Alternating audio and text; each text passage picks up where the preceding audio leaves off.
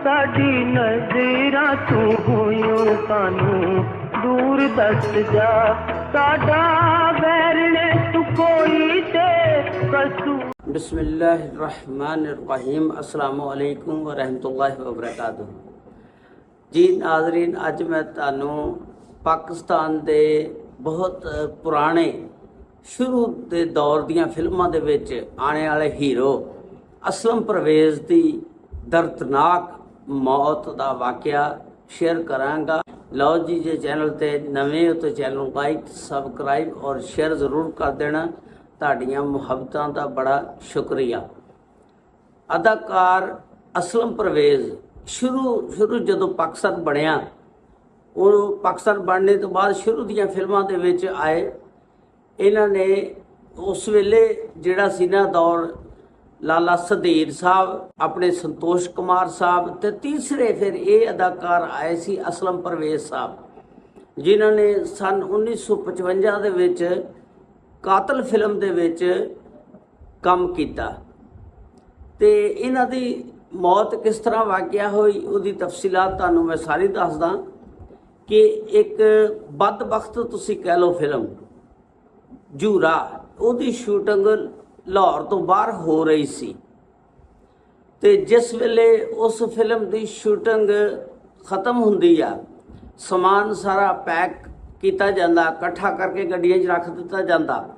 सारे अदाकार वारी वारी बाहर निकलते ने जाण वास्ते घर नूं, ताकि असीं अपने बच्चों च पहुँचीए। ड्यूटी तो बाद बाहर निकलदा हर बंदे की ख्वाहिश हुंदी आ कि मैं जल्दी जल्दी अपने बीवी बच्चों दे विच पहुँचा।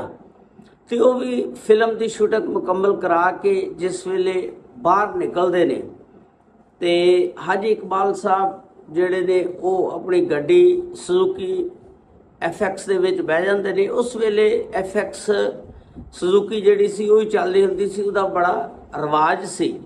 आ मेहरान वगैरह ये वो सारियां तो बाद च आईयां ना, तो वो सुजुकी गड्डी दे विच बह जाते हैं हाजी इकबाल हसन साहब। तो उस तो बाद ताया इलियास कश्मीरी साहब जिहड़े इस फिल्म दे विच हुंदे ने, वो गेट तो बाहर आते ने। जिस वेले आते ने ते अपने हाजी इकबाल साहब उन्होंने कहते ने तुहाडे कोल गड्डी है? उन्होंने कहा हाँ जी गड्डी है मेरी, आ रही आ। तो इकबाल हसन साहब कहते ने तुसी इस तरह करो, आज दोनों जने चलते हैं इकट्ठे बह के, नाले गपशप लाते जावांगे, टाइम पास हो जाएगा।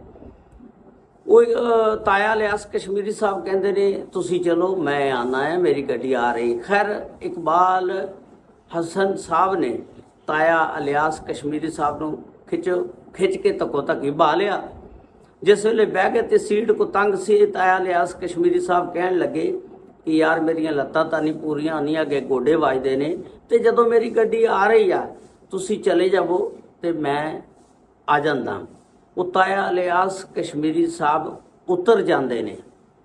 उस तो बाद हाजी इकबाल हसन साहब थोड़ा जिहा अगे जाते हैं तो असलम परवेज़ साहब अंदरों निकल आते हैं। हाजी इकबाल हसन साहब असलम परवेज़ साहब नूं कहते हैं कि आ जाओ तुसी मेरे नाल, मैं तुहानूं लैके चलदा, इकट्ठे चलदे, दोनों गपशप लाते जाते हैं, नाल टाइम पास हो जाएगा, सफ़र दे विच गपशप लाते चलते हैं।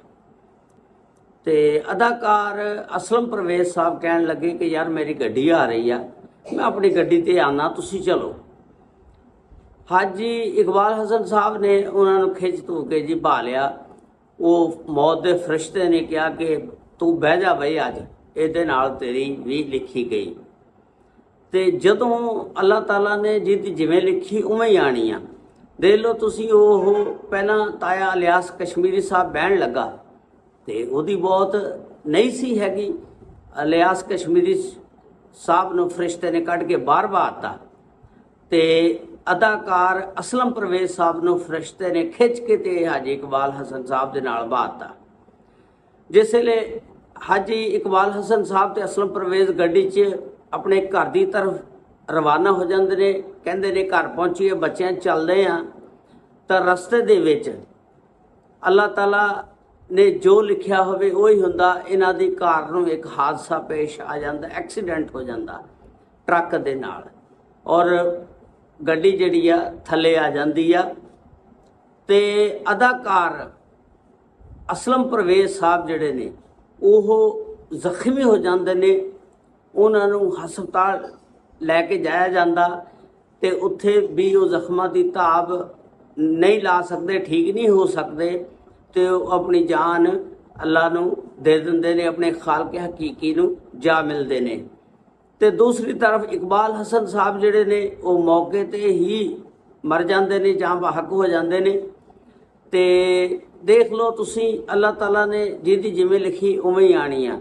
ਤੇ ਦੋਨੋਂ ਕਾਰ ਹਾਦਸੇ ਦੇ ਵਿੱਚ ਸਾਡੀ ਫਿਲਮ ਇੰਡਸਟਰੀ ਦੇ ਨਾਮਵਰ ਅਦਾਕਾਰ ਇਹ 14 ਨਵੰਬਰ 1984 ਨੂੰ ਫੌਤ ਹੋ ਜਾਂਦੇ ਨੇ ਔਰ ਆਪਣੇ ਖਾਲਕ ਹਕੀਕੀ ਨੂੰ ਜਾ ਮਿਲਦੇ ਨੇ। ਤੇ ਫਿਲਮ ਇੰਡਸਟਰੀ ਨੂੰ ਇਹਨਾਂ ਦੇ ਜਾਣ ਤੋਂ ਬਾਅਦ ਬਹੁਤ ਬੜਾ ਧਚਕਾ ਲੱਗਿਆ। ਅਸਲਮ ਪਰਵੇਜ਼ ਸਾਹਿਬ ਔਰ ਇਕਬਾਲ ਹਸਨ ਸਾਹਿਬ ਦੋ ਬੰਦੇ ਸੀ ਜਿਹੜੇ ਸਾਡੇ ਕੋਲੋਂ ਵਿਛੜ ਗਏ ਔਰ 1984 ਦੇ ਵਿੱਚ ਚਲੇ ਗਏ। ਤੇ ਅੱਲਾਹ ਤਾਲਾ ਦੋਨਾਂ ਨੂੰ ਜੰਨਤੁਲ ਫਿਰਦੌਸ ਦੇ ਵਿੱਚ ਜਗ੍ਹਾ ਅਤਾ ਫਰਮਾਏ ਔਰ ਆਪਣੀਆਂ ਰਹਿਮਤਾਂ ਦੇ ਨਾਲ ਨਵਾਜ਼ੇ। ਤੇ ਇਸੇ ਤਰ੍ਹਾਂ ਕਹਿੰਦੇ ਨੇ ਮੌਤ ਬਰਹਕ ਆ ਔਰ ਜਿੱਥੇ ਲਿਖੀ ਹੋਈ ਆ ਉੱਥੇ ਆਣੀ ਆ। ਤੇ ਇਹ ਦੋਨੋਂ ਅਦਾਕਾਰਾਂ ਨੂੰ ਕੋਈ ਪਤਾ ਸੀ ਕਿ ਸਾਡੀ ਇਕੱਠਿਆਂ ਮੌਤ ਆਉਣੀ ਆ। ਦੇਖੋ, ਇੱਕ ਕਿਤੇ ਪੈਦਾ ਹੋਇਆ ਹੋਣਾ, ਦੂਸਰਾ ਕਿਤੇ ਪੈਦਾ ਹੋਇਆ ਹੋਣਾ, ਲੇਕਿਨ ਮੌਤ ਦਾ ਫਰਿਸ਼ਤਾ ਇਕੱਠਿਆਂ ਇਹਨਾਂ ਦੋਨਾਂ ਨੂੰ ਬਾਂਧਦਾ ਔਰ ਐਟ ਏ ਟਾਈਮ ਫਿਰ ਦੇ ਲਓ ਦੋਨਾਂ ਦੀ ਇੱਕ ਕੁਛ ਚੰਦ ਦਿਨ ਬਾਅਦ ਹਸਪਤਾਲ ਜਾ ਕੇ ਫੌਤ ਹੋ ਜਾਂਦਾ ਔਰ ਹਾਜੀ ਇਕਬਾਲ ਹਸਨ ਸਾਹਿਬ ਮੌਕੇ ਤੇ ਹੀ ਫੌਤ ਹੋ ਜਾਂਦੇ ਨੇ। ਇਸ ਵਾਸਤੇ ਇਨਸਾਨ ਨੂੰ ਚਾਹੀਦਾ ਕਿ ਆਪਣੀ ਮੌਤ ਦੀ ਹਮੇਸ਼ਾ ਤਿਆਰੀ ਕਰਕੇ ਰਹਿਣਾ ਚਾਹੀਦਾ। ਕੋਈ ਪਤਾ ਨਹੀਂ ਤੁਸੀਂ ਘਰੋਂ ਬਾਹਰ ਨਿਕਲੇ ਹੋ, ਅਗਲਾ ਕਦਮ ਤੁਸੀਂ ਰੱਖ ਸਕਦੇ ਹੋ ਜਾਂ ਨਹੀਂ, ਇਹ ਅੱਲਾ ਨੂੰ ਪਤਾ। ਇਸ ਵਾਸਤੇ ਕਿਸੇ ਨਾਲ ਜ਼ੁਲਮ ਜ਼ਿਆਦਤੀ ਨਾ ਕਰੋ, ਹਮੇਸ਼ਾ ਆਪਣੀ ਮੌਤ ਦੀ ਤਿਆਰੀ ਕਰਕੇ ਰੱਖੋ।